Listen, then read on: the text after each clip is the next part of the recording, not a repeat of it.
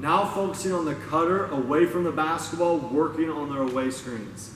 Okay, one of the most important skill sets your players can have. This right here is going to represent our screener.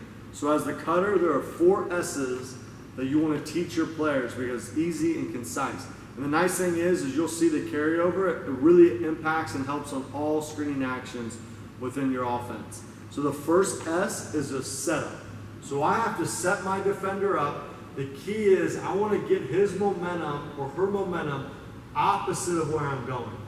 So if I can just get them to shift one way, I can win that first step. Okay? I don't want to be here staring down the screen and no setup and just turn into a foot race. Okay? The key here is patience. Patience. Be slow. Be slow to set up your cut.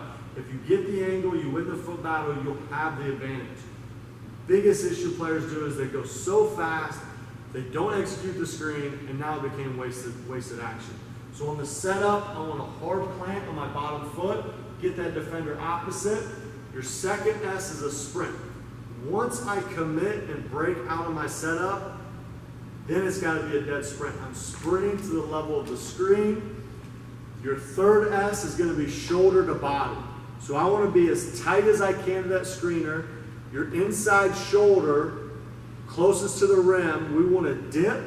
So that way, if there's any type of contact, if they're a good, strong, physical, quick defender and they try to get skinny, there's no contact that's going to derail my cut. So I'm going here. For a smaller guy like myself, I'm going shoulder to hip. If it's a taller athlete, shoulder to shoulder.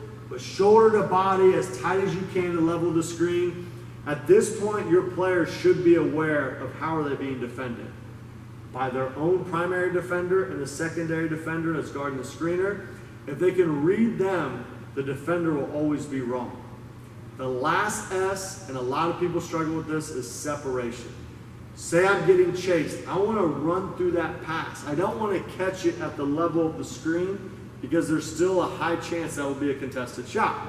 So I want to run through it, get that great separation on either a tight curl, a loose curl, a pop, a flare, whatever the case may be, but I want to get that last separation away from the level of the screen to create a closeout.